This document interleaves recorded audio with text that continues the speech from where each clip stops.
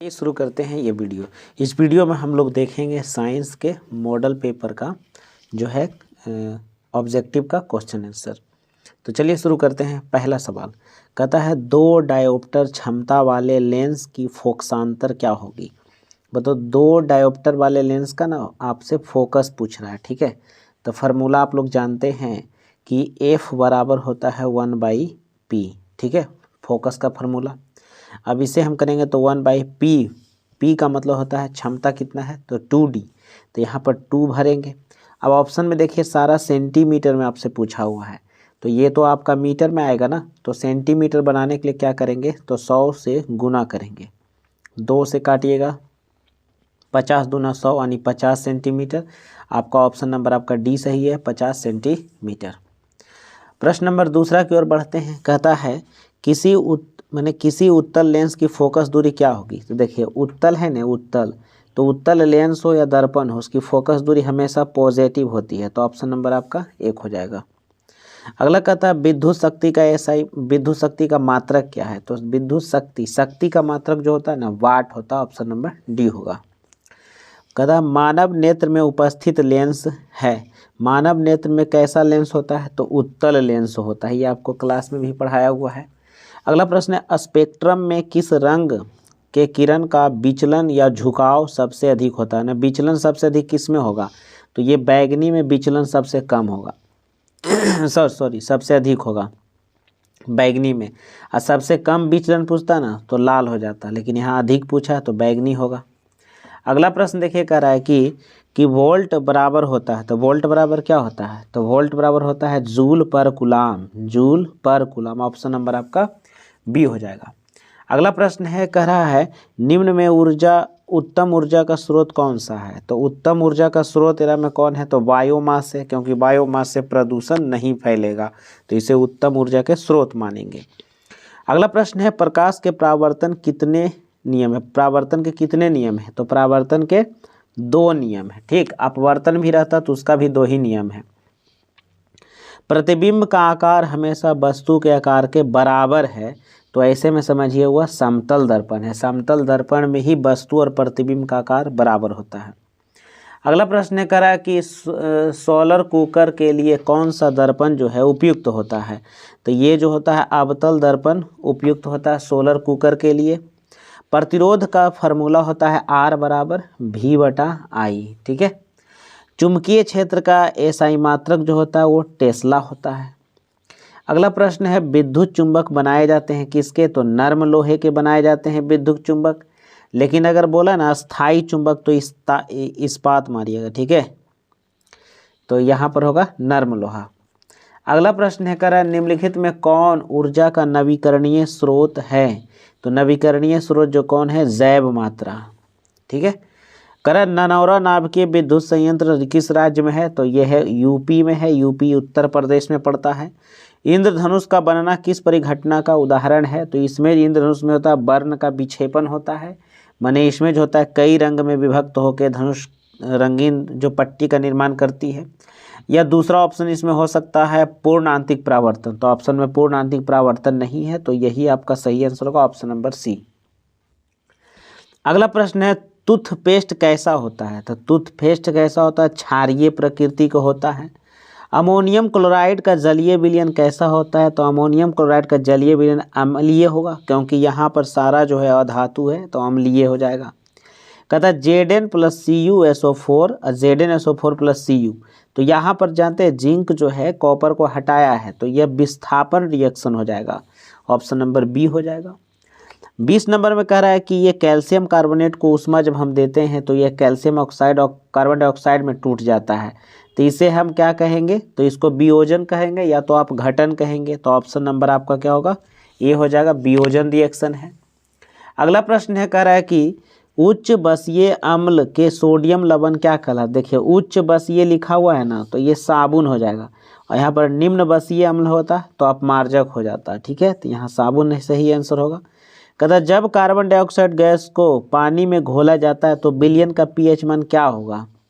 तो देखिए CO2 खुद अम्लीय है, ठीक है, और जैसे ही उसको घोलेंगे तो और pH वैल्यू 7 से कम करेगा, अम्लीय हो जाएगा, तो ये ऑप्शन नंबर सी होगा 7 से कम हो जाएगा, ठीक है। पोटेशियम जो है, पोटेशियम की परमाणु संख्या कितनी होती है? तो 19 होती है। सक्रियता श्रेणी में सबसे अधिक क्रियाशील धातु कौन है? तो ये ऑप्शन के अनुसार जो होता है सबसे ज़्यादा क्रियाशील जो आपका है यह सोडियम हो जाएगा। ठीक है। करा अगला, निम्नलिखित में कौन सबसे कम अभिक्रियाशील धातु है? ये ऑप्शन के अनुसार आपका लोहा हो जाएगा जो कम क्रियाशील है। अगला प्रश्न है, कार्बन की परमाणु संख्या है, कार्बन की परमाणु संख्या कितनी होती है? तो 6 होगा इसकी परमाणु संख्या।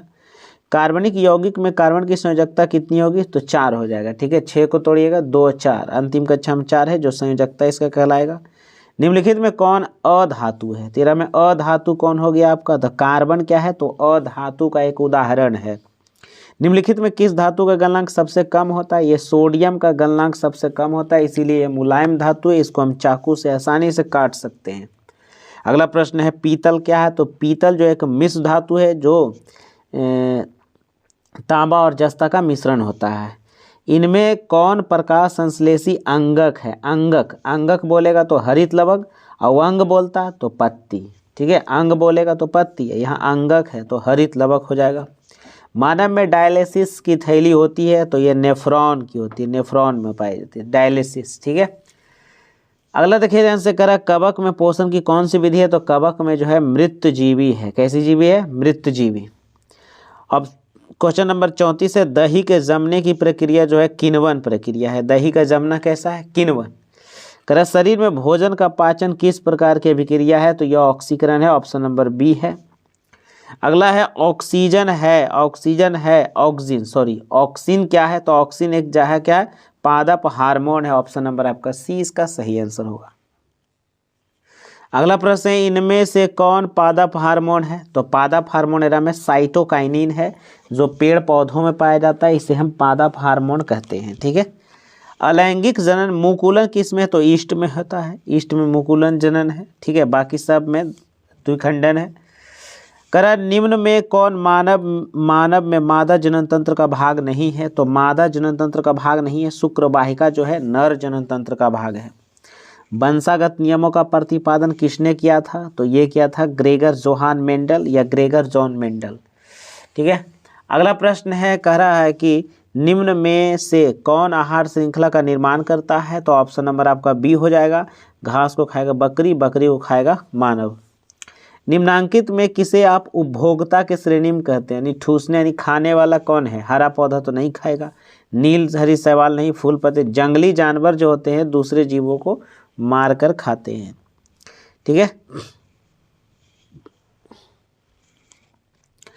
फिलोसफिक जूलॉजिक जो है नामक पुस्तक के लेखक कौन है? तो इसमें लैमार्क है। किसके द्वारा लिखा गया? लैमार्क के द्वारा। अगला प्रश्न है, निम्नांकित में कौन जैव अनिम्नीकरण पदार्थ है? तो यह है कौन? डीडीटी है, ऑप्शन नंबर 1 हो जाएगा। अगला प्रश्न कह रहा है कि तरंगदैर्घ्य को सामान्यतः व्यक्त किया जाता है, तो एंगस्ट्रम में हम लोग इसको व्यक्त करते हैं। 1 किलोवाट घंटा, देखिए यहाँ पर प्रति नहीं होगा, सिर्फ यहाँ पर एच होगा। 1 किलोवाट घंटा को निम्नलिखित में किसके द्वारा प्रदर्शित करते हैं? तो जूल में कन्वर्ट करते हैं, ऑप्शन नंबर आपका सी हो जाएगा। अवतल लेंस का आवर्धन किसके बराबर होता है? तो v/u के बराबर होता है। नाभिकीय विखंडन को नियंत्रित करने के लिए क्या करते हैं? तो कैडमियम या बोरॉन का छड़ उसमें डालते हैं जो न्यूट्रॉन को अवशोषित करता है। अगला प्रश्न देखिए ध्यान से, करा प्रतिरोध का एसआई मात्रक क्या? तो प्रतिरोध का एसआई मात्रक ओम होता है।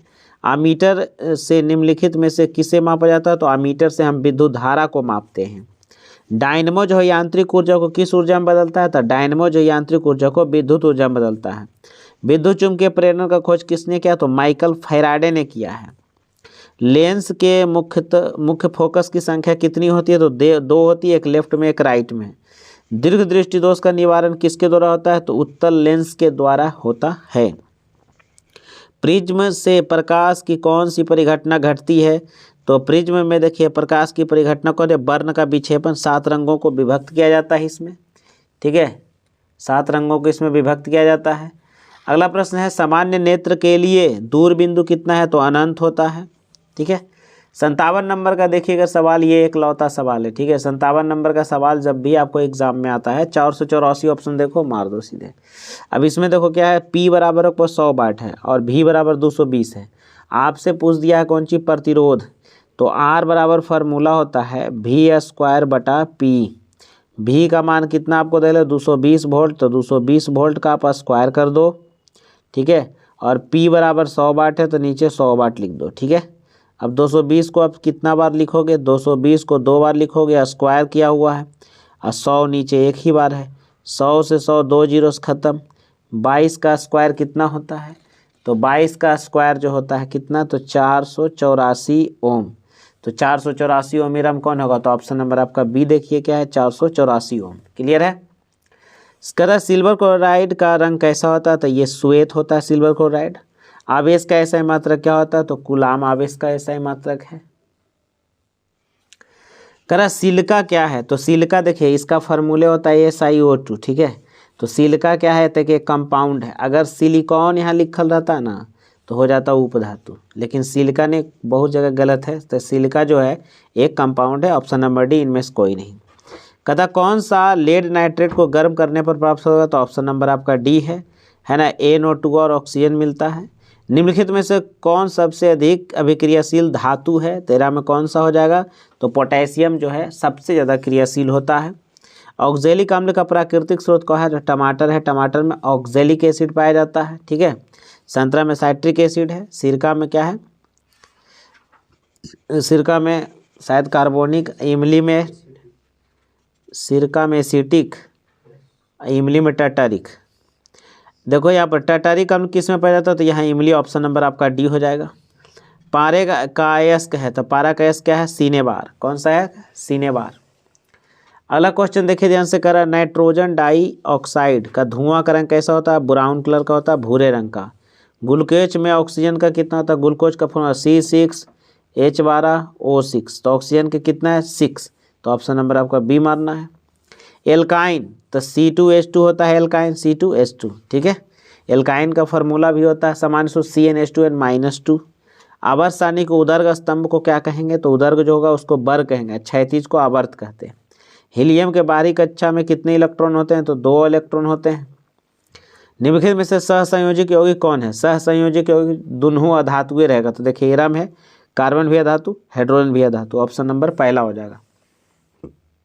अगला देखिए ध्यान से करा, मत्स्य का मुख्य श्वसन अंग, मैंने मछली का मुख्य श्वसन अंग क्या है, तो गिल्स है। पराग कोष में क्या पाए जाते हैं, तो पराग कोष में पराग के कणे का पाए जाते हैं। शुक्राणु का निर्माण कहाँ होता है, तो वृषण में होता है। निम्नलिखित में से कौन सा अवशेषी अंग मानव में पाई जाती है, तो अवशेषी अंग जो कहाँ पर अपेंडिक्स होती है। जिब्रेलिन है क्या, तो जिब्रेलिन एक पादप हार्मोन है, ऑप्शन नंबर पहला होगा। मस्तिष्क उत्तरदायी होता है किसके लिए, तो इनमें से सभी के लिए उत्तरदायी है। सोचने के लिए है, शरीर का संतुलन के लिए, हृदय स्पंदन के लिए है। 78 नंबर देखिए, कौन सा एक जैविक प्रक्रम द्वारा अपघटित होने वाला पदार्थ है, तो जैविक प्रक्रम के द्वारा एक ही चीज होगा, सूखा पत्ता ये सब होगा, सड़े गलेगा, ठीक है। अगला प्रश्न है करा कि ओजोन परत के अपक्षय के लिए मुख्य रूप से कौन सा जिम्मेदार है, तो क्लोरोफ्लोरोकार्बन CFC। स्वपोषी पोषण के लिए आवश्यक है, 3 में से सभी, क्लोरोफिल, CO2 और सूर्य का प्रकाश, ये सारा चीज़ चाहिए, ठीक है। तो आपका 80 क्वेश्चन टोटल हो गया। तो इसको एक बार जरूर आप देखिए, एग्जाम का भी समय है, ठीक है।